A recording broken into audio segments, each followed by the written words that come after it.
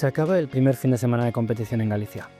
Donostia Arraun Lagunak, de la Euskotren Liga, ha conseguido sendas victorias en Txapela y Hueu, y consigue la sexta y séptima victorias consecutivas.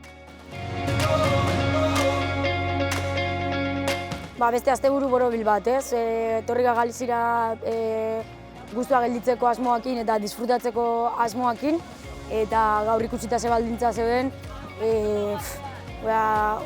disfrutate urten dugu, lehenengo paladatik, gure arraunketa hartu eta dale eta gure burua izatea gure kontrarioek handiena, ez?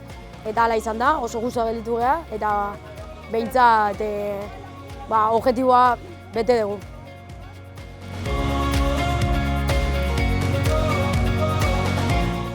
Orio Orialti también se hizo con las dos banderas disputadas en la Escuela de Liga, asentándose en el liderato.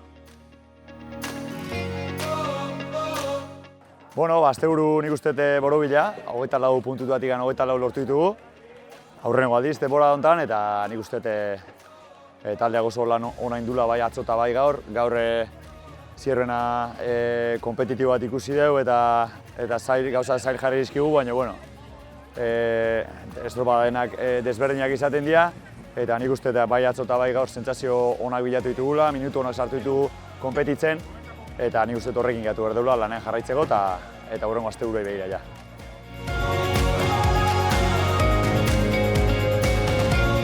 En el apartado de mejores timoneles, la patrona de Tolosaldea, Nerea Pérez, vuelve al Cantábrico vestida con el maillot Gertu Eraikuntzak, mientras que Joseba Munarriz, de Orsa Hondarribia, se pone en cabeza en la clasificación del maillot CaixaBank.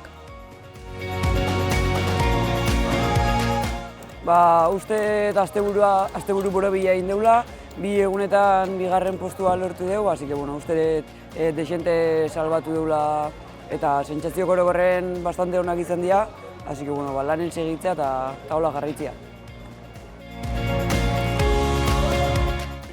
Asteburu polita, egia esan da bi hirugarren postu, azkenen konten, burrukan gaude horren, trenio gehiago eta arraunen ikusten zego konfiantza handiagoekin, eta beira, gaur ere bai burrukan ibiga txanda horretan, bermeokin, ez gara gelditzen atzen ez dara, eta burrukan gaude demoa guztien eta posik horretikan.